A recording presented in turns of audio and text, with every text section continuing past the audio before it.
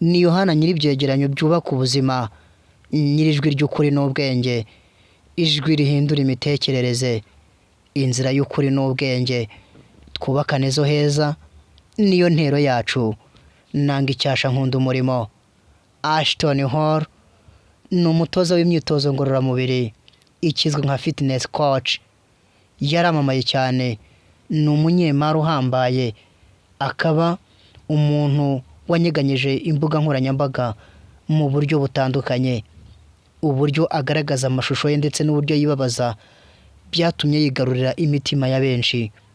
Uyu yakuriye muri Leta Zunze Ubumwe za Amerika, akura yibabaza kandi yitoza. Ubu yamaze kuba umunyabigwi bya nyabyo, isi ya none iramuzi kugeza na magingo aya. Aha ni kuri Good TV Rwanda, ibyegeranyo by'ubwenge ni hano kuri Good TV Rwanda. Ni Yohana.